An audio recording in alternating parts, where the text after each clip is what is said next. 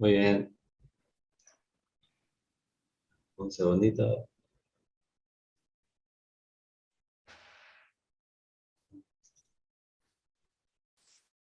Bueno, ¿se escucha bien? ¿Se ve bien? Perfecto.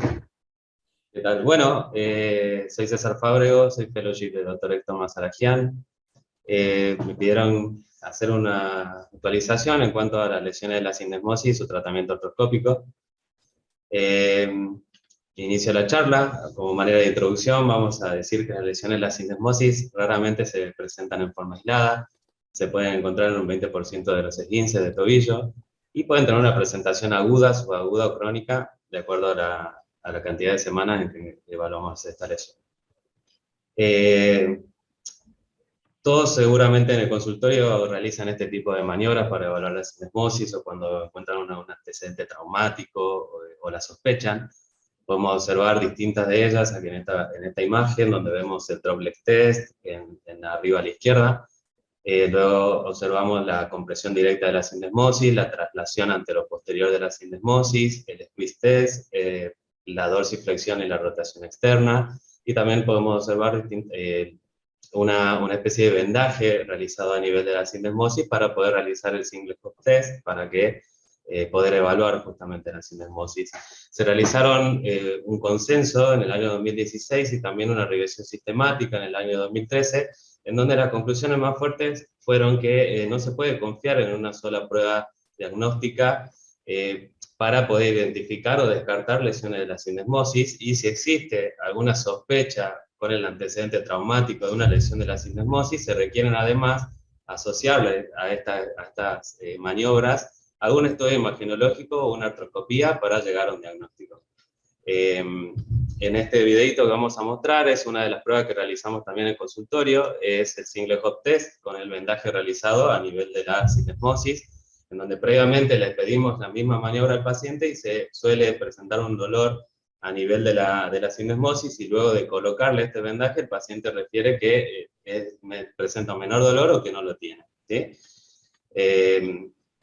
Hay muchos trabajos que tratan de buscar cuál es el estudio imagenológico de diagnóstico que sea más sensible o específico para la lesión de la sindesmosis. Se realizó en el año 2019 un grupo coreano, una revisión sistemática y un metaanálisis de todos los estudios imagenológicos, cuál de ellos podría ser más sensible o específico. Y se llegó a la conclusión que cuando tenemos asociada una fractura de tobillo, la radiografía tiene buena especificidad. Cuando no tenemos una fractura y tenemos lesiones ligamentarias, la tomografía y la resonancia tienen alta sensibilidad y especificidad. Y cuando se llegó a la conclusión también de que el gold estándar para evaluar lesiones de sindesmosis es la artroscopía, y que el estudio imagenológico que más se acercaba en cuanto a la sensibilidad es la resonancia magnética, pero que tenía la desventaja de ser un estudio estático.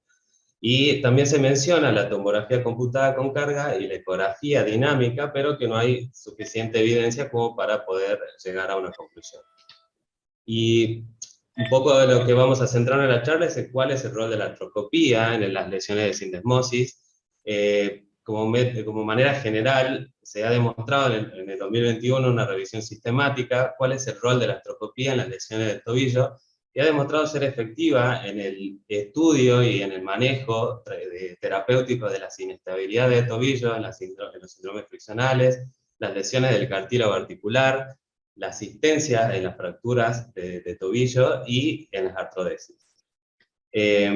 Como manera de introducirnos directamente a la sindesmosis, hemos preparado estos videitos en donde van a observar que en una maniobra de dorsiflexión y rotación externa, en la imagen de la izquierda en el video no se puede observar una apertura de la sindesmosis. En cambio, cuando realizamos una evaluación artroscópica, pueden observar cómo se produce el desplazamiento anteroposterior del peroné, demostrando una inestabilidad de la sindesmosis. Esto coincide con lo que se llegó a un consenso en la ESCA, que los estudios imagenológicos con estrés pueden o tienen baja confiabilidad cuando intentamos buscar lesiones de la sindesmosis. Seguimos. Bueno, hay otros trabajos que tratan de demostrar la importancia de la reducción de la sindesmosis. Precisamente uno de estos trabajos en el 2016 llegaron a la conclusión que la lesión de sindesmales mal tratadas conduce a una inestabilidad crónica, daño del cartílago y artrosis de tobillo. ¿Y cuál es el rol de la artroscopía en la sindesmosis en sí? Es que permite al cirujano visualizar en forma directa los desplazamientos en los diferentes planos de la sindesmosis a nivel sagital, coronario y rotacional. Hemos preparado estos videos propios en donde podemos observar el desplazamiento sagital del peroné, demostrando una inestabilidad sagital. No sé si lo pueden ver, ahí está. Se puede observar el desplazamiento antero-posterior. En el video del medio podemos observar una inestabilidad coronal, en donde se puede introducir la punta de Jaeger a nivel de la sindesmosis. Y también podemos encontrar lesiones asociadas bajo visualización artroscópica, como la inestabilidad medial, donde pueden observar la separación del astrágalo con respecto al malerón medial. Siguiendo con la presentación, hay muchos trabajos que tratan de demostrar cuándo es inestable una lesión de la sindesmosis, todo bajo vía artroscópica. Algunos trabajos mencionan 2 milímetros de apertura, otros 3 milímetros, otros 1 milímetro, pero siempre evaluando la estabilidad, la inestabilidad a nivel coronal de la sindesmosis.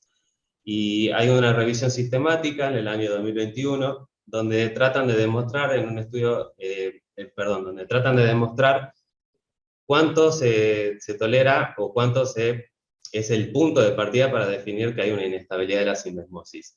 Se encontraron 8 trabajos, ¿sí?, que evaluaban este tipo de inestabilidad bajo vía artroscópica, y llegaron a la conclusión de que la inestabilidad en el plano coronal tiene que haber una apertura de 2.9 milímetros en la porción anterior y 3.4 milímetros en la porción posterior. Y mientras que solamente había un trabajo clínico realizado en donde se observaba el desplazamiento antero-posterior del peroné, y pusieron como punto de partida que para definir que es inestable, un desplazamiento de 2.2 milímetros hacia posterior del peroné y 2.6 milímetros hacia anterior, para definir que es una inestabilidad en el plano sagital. Hay otros trabajos como uno cadavérico en el año 2020, donde realizaron una lesión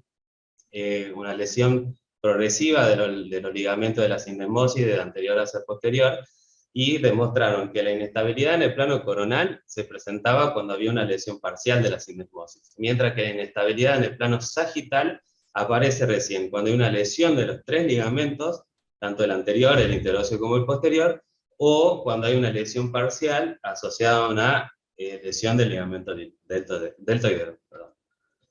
Y bueno, esto como general, ¿no? En el tratamiento de la sindesmosis hay tratamiento con fijación dinámica y con fijación estática. El tie rope o la fijación dinámica ha demostrado mejores resultados clínicos en todos los controles. La fijación dinámica permite una mejor movilidad, un menor dolor con el retorno laboral más temprano, el retorno a la actividad temprana más temprana, el retorno a la actividad deportiva en forma temprana. Al año, el mayor porcentaje del grupo dinámico pudo acceder a su nivel previo de actividad, lograr una reducción adecuada en ambos grupos, y la fijación estática provocaba una mayor pérdida de reducción con retiro de tornillos transindesmales. ¿Por qué mencionamos esto? Hay un trabajo cadavérico en donde trataron de comparar la fijación dinámica con la fijación estática de la sindesmosis, mediante vía artroscópica, en donde pueden decir, o llegaron a la conclusión, que los métodos de fijación actuales mantienen la estabilidad de la sindesmosis en el plano coronal, pero cuando evaluaban la estabilidad sagital, demostraron que los tornillos aumentan la rigidez, mientras que el tie rope o la fijación dinámica producen una estabilidad insuficiente, ¿sí? Así que esto obviamente que nos da como punto de partida para pensar, ¿no?, justamente qué tipo de fijación utilizar. Bueno, para tratar de cerrar esto un poco, vamos a demostrar un caso clínico rápido en donde nos acude un paciente con esta imagen tomográfica, que es un corte axial solicitado a 1 centímetro del plafón tibial, pero podemos ver cómo hay una asimetría, pero no dejarnos llevar por esto, porque no están muchas veces realizados estos estudios a la misma altura, ¿sí? uno puede sospechar o mirando rápidamente decir hay una lesión de la sindesmosis, pero como no fueron realizadas a la misma altura, seguimos estudiando. Le hemos solicitado una resonancia magnética donde vemos el aumento de líquido intraarticular a nivel del tobillo, pero podemos observar en la imagen de la derecha una lesión a nivel del ligamento anterior de la sindesmosis. Entonces a este paciente se le propuso una artroscopía de tobillo intraoperatorio. Se puede observar que la dorsiflexión y la rotación externa no demostraba una apertura de la sindesmosis, pero realizando la artroscopía podemos observar esa lesión que observamos en la resonancia magnética, y van a observar en este video cómo se puede observar el desplazamiento del peroné en el sentido sagital, ahí lo van a ver, y cómo se puede introducir la punta de Shaver a nivel de la sindesmosis que demuestra una lesión de la misma. Entonces lo que se procedió a realizar en este paciente es la fijación percutánea con un tie rod, en donde utilizamos un abordaje mínimo para colocar el clamp y producir la colocación del tie rod. Esta es la imagen pre y post, donde pueden observar la apertura medial que tenía el paciente durante la artroscopía y después de la fijación de la sindesmosis. Hay un trabajo en el 2021, se realizó una serie de casos de 11 pacientes, en donde realizan este tipo de técnica, obteniendo muy buenos resultados funcionales a corto y a mediano plazo. Como conclusiones de la charla, hay que tener una alta sospecha de las lesiones de la sindesmosis, sobre todo teniendo en cuenta el antecedente traumático y el examen físico, asociar la clínica con los métodos de imagen. La artroscopía es el método de elección para definir una inestabilidad de la sindesmosis y considerar la artroscopía como una herramienta en el tratamiento de este tipo de lesiones. Muchas gracias. César, muy bueno, Bien. muchísimas gracias a vos, che. Gracias. Me gustó. Héctor, ¿vos querés agregar algo? No, básicamente contar que de cada cosa que fue tirando César como dato, uno puede armar como una charla aparte, porque hoy el tema de sindesmosis es cada vez más amplio, cada vez hay más trabajo de investigación. Cuanto más lees, más te parece que no tenés claro qué tenés que hacer. Entonces, la idea es como resumir en que hay distintos tipos de inestabilidad de la sindesmosis, que no se puede confiar solamente en la maniobra clínica, que no se puede confiar solamente en la maniobra radiológica o el bostezo. Nos ha pasado en algunas fracturas donde le hacíamos el test de Cotton, no se abría la sindesmosis y cuando le hacíamos la artro directamente se corría para atrás y entonces ahí la tuvimos que fijar. Entonces, tenerla como el que puede hacer la artroscopía, que tiene en su servicio, como para hacerla vale la pena mirar porque muchas veces eso ayuda a definir qué hacer, ¿no?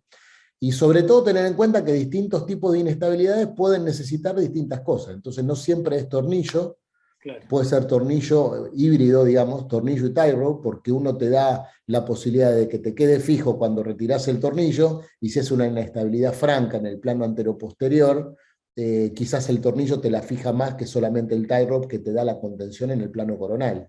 Así que bueno, es un tema en discusión, quisimos hacer un pequeño resumen como para que se vea cómo se ve el desplazamiento y cómo entra. La punta de Shaver tiene 4 milímetros, entonces esos 4 milímetros es lo que se abre cuando uno lo mira, y eso es que se abre en el plano coronal, ¿no?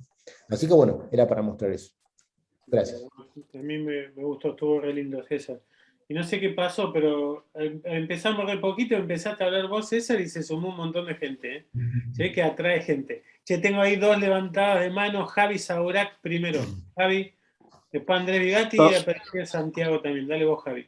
¿Cómo estás, Enzo?